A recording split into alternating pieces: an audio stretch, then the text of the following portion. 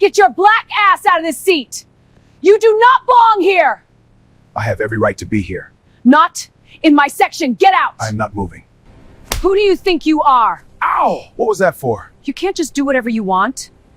I didn't mean for this to happen. She grabbed his collar and screamed, "Get off this plane before I call the cops."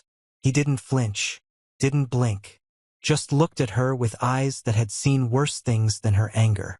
She slapped him so hard the sound bounced off every wall in that cabin. He touched his jaw. Then he said for words so quiet she had to lean in to hear them, "You just lost everything." 8 minutes later, she was begging on the tarmac, "Let me take you back to where this started." It was 6:40 in the morning at Van Nuys Airport in Los Angeles. The sky was still gray, that heavy kind of gray that comes before the sun decides to show up. The tarmac smelled like cold fuel and wet concrete. Ground workers moved between jets in orange vests, their breath coming out in small white clouds. At the far end of the private terminal, a man stepped out of a black SUV alone. No assistant, no driver holding a sign, no security trailing behind him. Just him. A worn gray hoodie, dark joggers, white sneakers that had seen better days, a single duffel bag over one shoulder and a phone in his hand. His name was Damon Okafor. If you searched that name, you'd find almost nothing. No interviews, no magazine covers, no social media presence worth mentioning.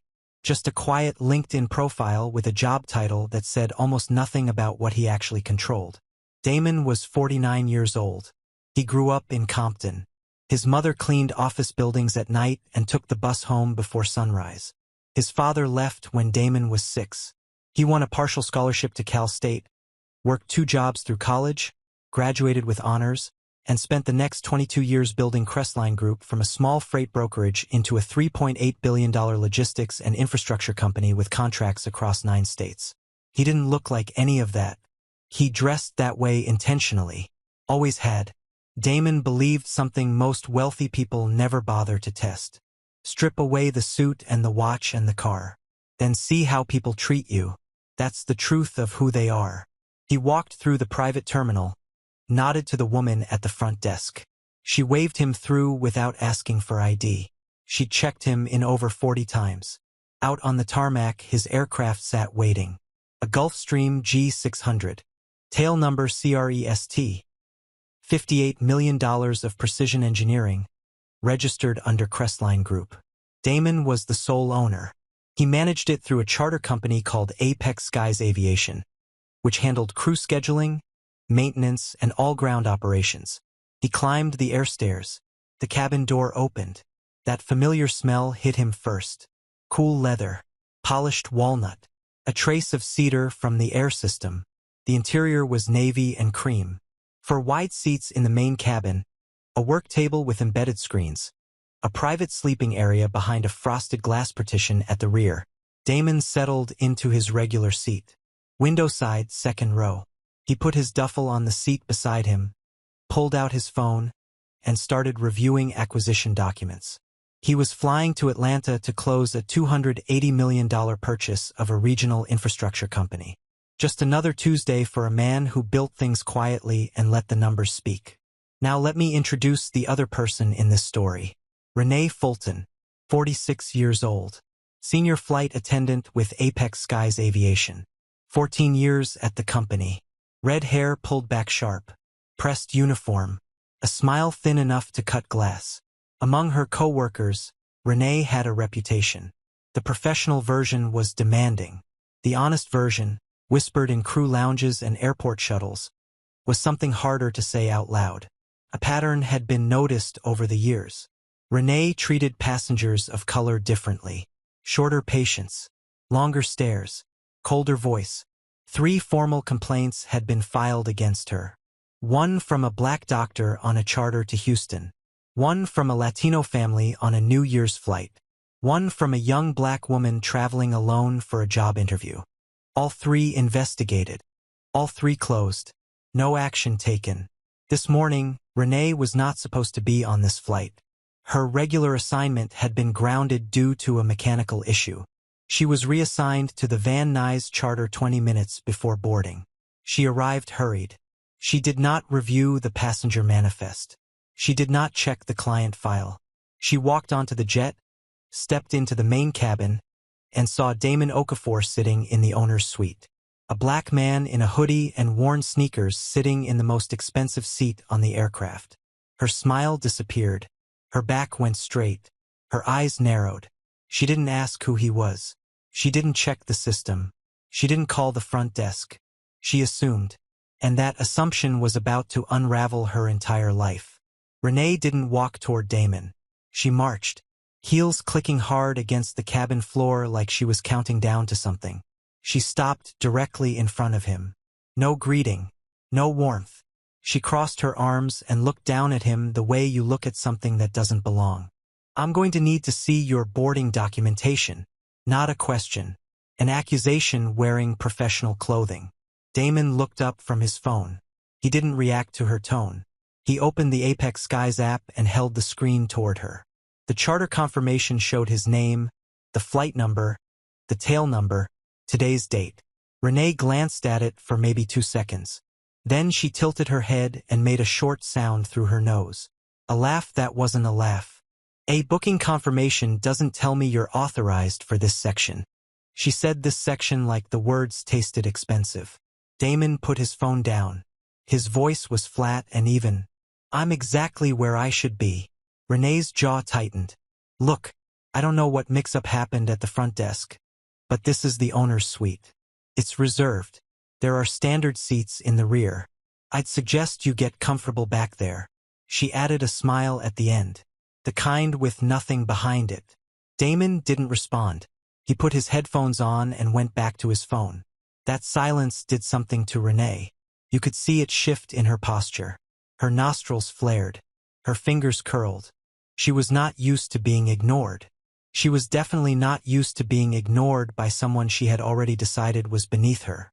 She turned, grabbed Damon's duffel bag off the seat beside him with both hands, and started walking toward the back of the plane. I'll get you settled in the rear. You'll be more comfortable. She didn't ask. She just started moving with his bag like the matter was decided. Damon stood. When he rose, the cabin changed. He was 6'1", broad, and even in a gray hoodie there was something in the way he held himself that made the room feel smaller. He didn't raise his voice. He didn't move toward her. He just said, clearly, firmly, with the kind of calm that doesn't need volume, "Put my bag down. I'm not going anywhere." Renee froze. She turned slowly, still holding the bag. Something flickered across her face. Surprise, maybe. A flash of something uncomfortable. But her pride swallowed it fast. She dropped the bag. Not gently. She let it fall and hit the cabin floor with a hard thump that echoed through the jet. She stepped closer and lowered her voice. Don't make this into something it doesn't have to be.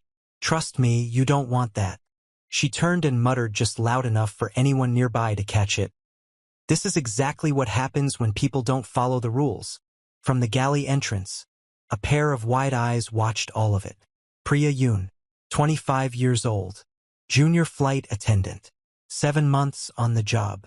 She stood completely still, holding a tray with 2 glasses on it, barely breathing. She had heard stories about Renee. She had seen Renee be short with certain passengers. But this was different. This was something she couldn't explain away. Priya wanted to speak. Her mouth opened slightly, but the words stayed locked inside her chest. Renee had 14 years of seniority. Renee had already gotten a junior crew member reassigned to cargo duty at a regional airport the previous spring for what everyone understood to be disagreeing with her in front of a client. There was no formal reason on paper, but everyone knew, so Priya stood still, silent, for now. Back in the main cabin, Damon sat back down, headphones on, phone in hand. His expression gave nothing away, the kind of stillness that could mean patience, or could mean something building very quietly behind a wall. Renee came back. Her face was flushed now. Her composure had thinned to something almost transparent. She planted herself in front of him and spoke loud. Too loud for a private jet. Loud enough that Captain Andre Webb might have heard from the cockpit if the door hadn't been sealed for pre-flight. I am telling you for the last time. Show me valid identification proving you belong in this section, or I am radioing ground security and having you physically removed. That is your only option. Damon took his headphones off slowly, folded them, set them on the armrest. I'd like to speak to your captain. Renee's eyes went wide with something theatrical. You don't get to make that call. You're a passenger. I run this cabin. And I am telling you right now, you do not belong here. She pointed hard toward the rear of the plane. Move, or I make the call. Damon looked at her. He really looked at her. Long, steady. Then he said, barely above a whisper, do what you need to do. Something inside Renee snapped. Maybe it was the calm. Maybe it was the refusal to bend. Maybe it was the simple, unbearable fact that he wouldn't give her what she needed, which was submission. She reached for his headphones on the armrest. Her hand shot out fast. Damon pulled back instinctively. A reflex. His arm brushed against her wrist as he moved. Barely contact. The kind of thing that happens when someone reaches into your personal space and you flinch. Renee recoiled like she'd touched fire. She stumbled back a step. Eyes wide. Mouth open in a way that looked rehearsed, even if it wasn't. Then she swung.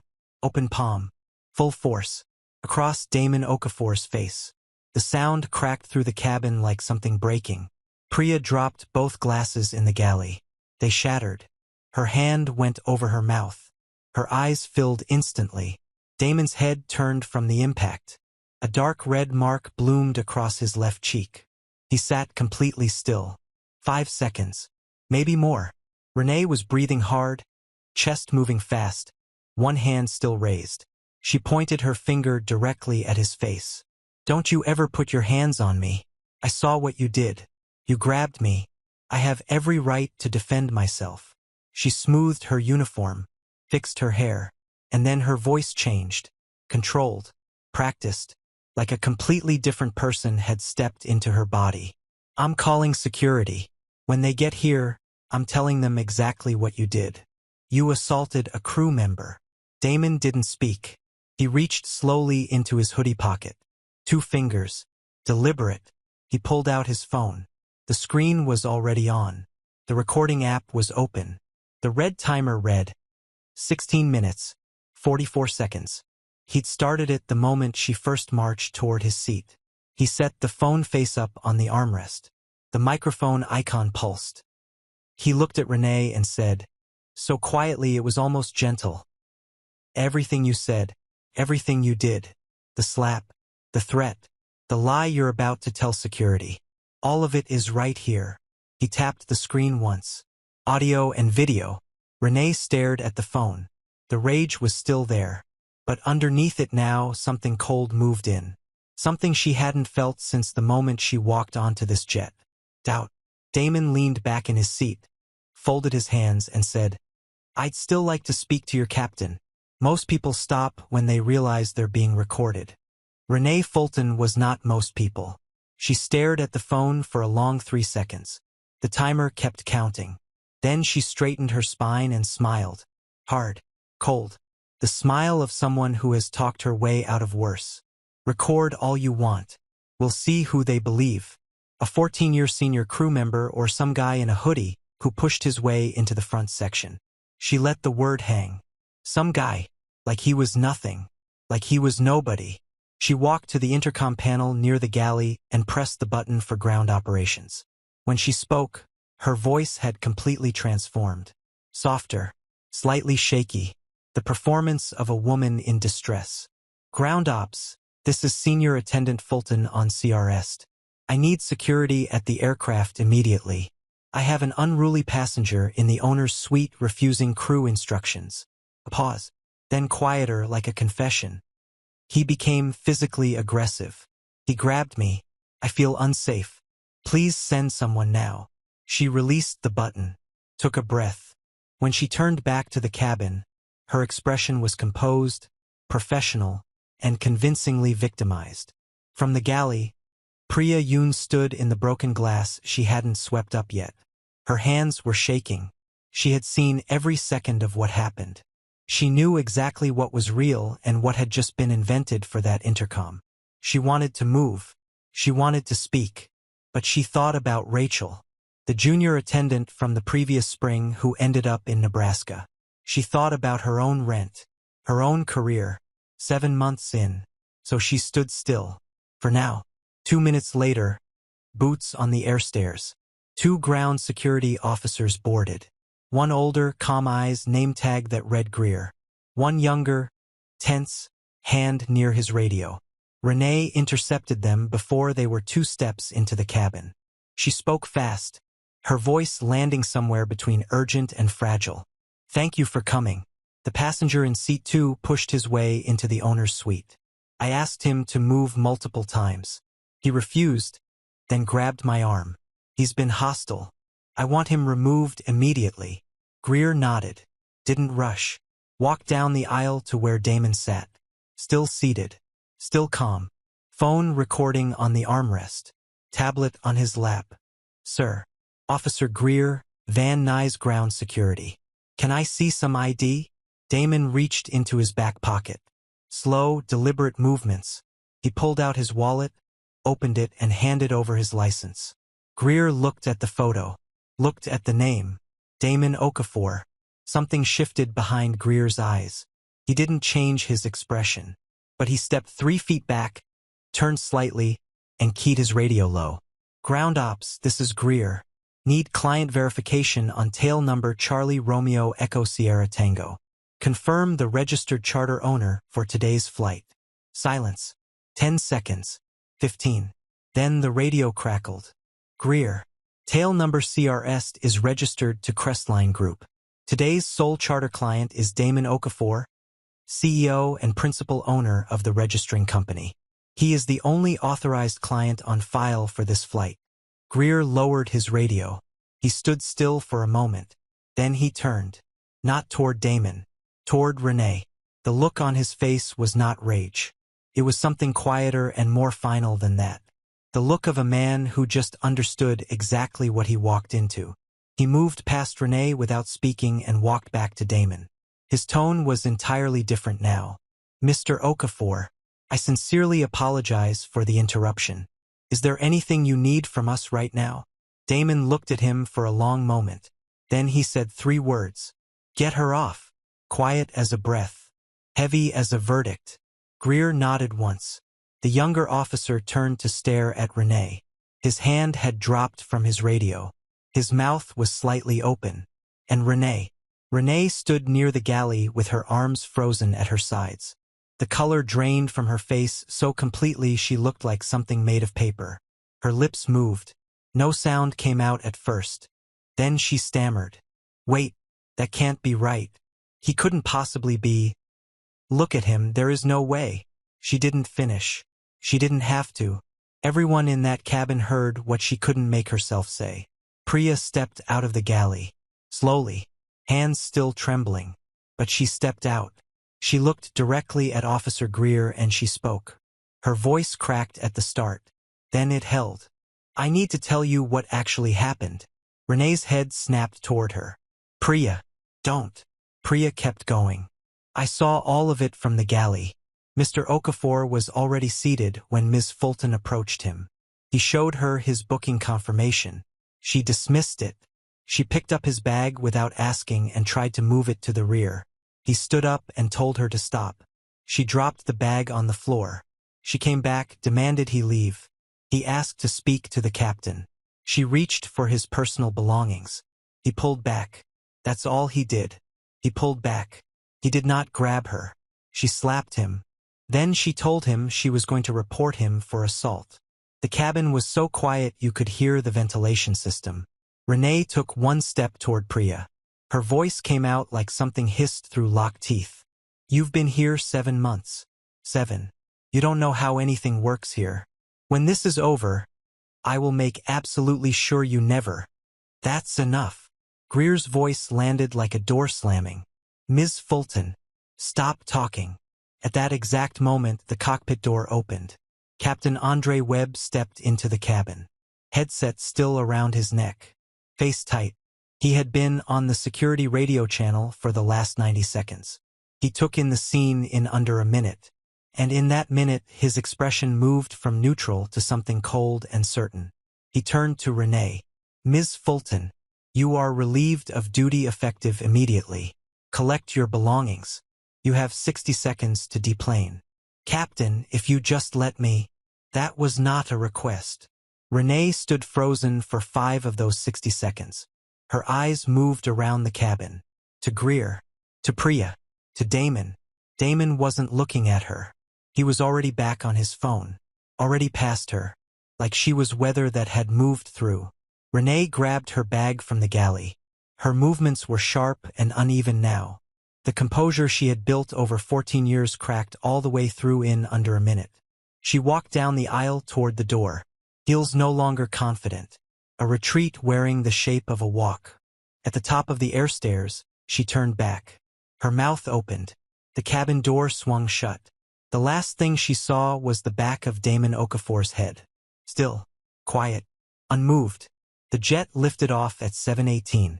Inside the cabin, after everything, the silence was soft. Priya brought Damon a cup of coffee. Her hands hadn't fully stopped shaking. Her voice came out small. "Mr. Okafor, I'm so sorry." Damon looked up. For the first time that morning, something in his face eased. He took the coffee. "Thank you, Priya. What you did took real courage." She nodded and walked back to the galley before the tears fell. Damon set the coffee down, picked up his personal phone, called his attorney Kwame Briggs, 11 years. Second ring. "Damon, it's early. What happened?" Damon told him everything. Calm, precise, no heat in his voice. The tone of a man who has already decided what comes next. Kwame was quiet for a long moment. Then, "I've watched you walk away from things like this more times than I can count." A pause. "Don't walk away from this one." "I wasn't planning to." Kwame moved fast. By the time the jet landed in Atlanta, for things were already in motion. A formal assault complaint filed with Van Nuys Airport Police, full recording attached. A demand letter to Apex Skies Aviation's legal team, written response required in 48 hours.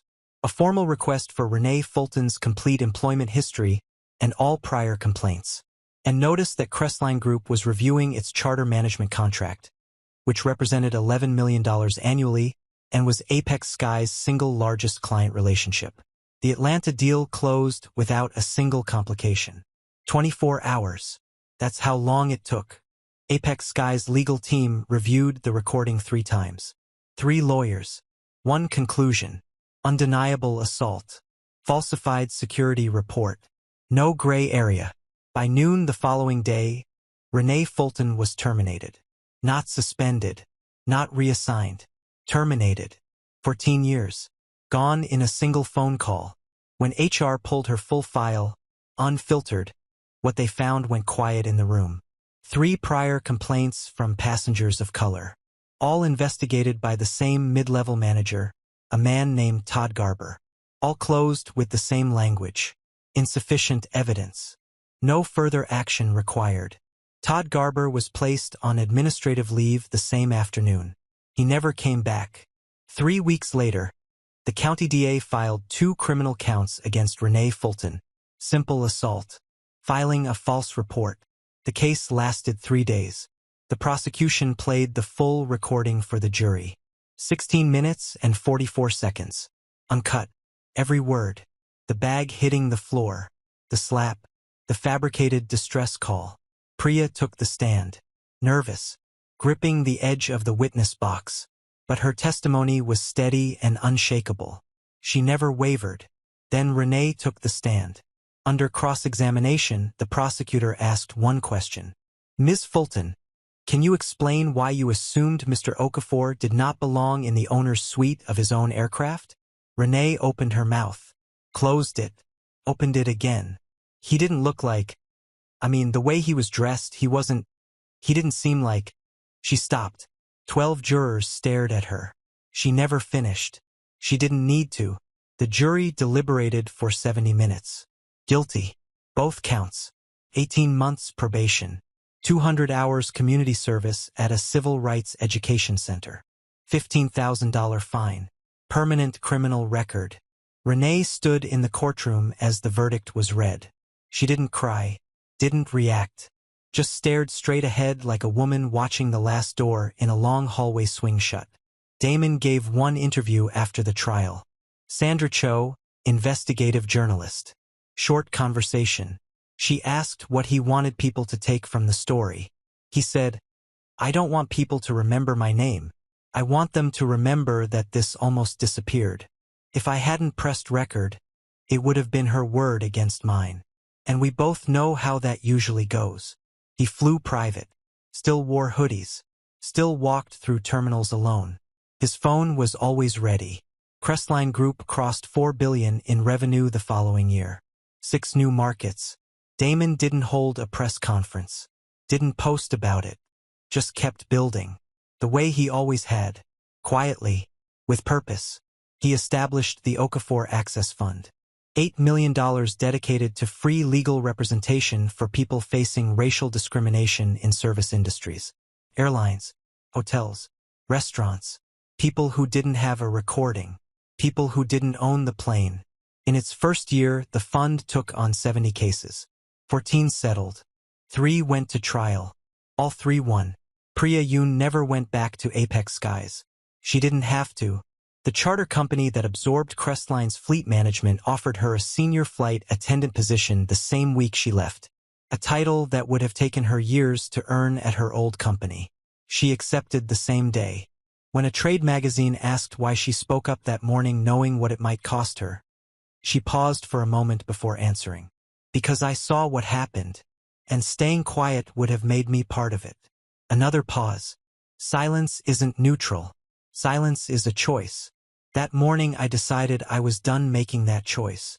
Renee Fulton fulfilled every requirement of her sentence. She applied to 4 airlines. All 4 rejected her. 3 hospitality companies. Same result. Her name had become a case study, not a villain in a cautionary tale. A cautionary tale itself. Referenced in HR training. Cited in corporate compliance documentation. A name people used when they wanted to explain what happens when bias goes unchecked and accountability finally shows up. A local reporter found her 8 months after the trial. She had moved to a small town 2 states away. She was working retail. She declined to comment. The reporter wrote one line about her. A woman living in the long shadow of a single morning. Damon closed his eyes on the flight back from Atlanta. He thought about his mother, taking the bus home before sunrise. He thought about every room he had ever walked into where someone looked at him the way Renee had looked at him that morning. He thought about every time he had let it go. He opened his eyes. Outside the window, the clouds broke open into clean, open sky. His phone rested on the armrest. The recording app was closed now, but his finger hovered near it anyway, because in a world that decides who you are before you open your mouth, proof isn't optional. It's the only thing that stands between your truth and someone else's story about you.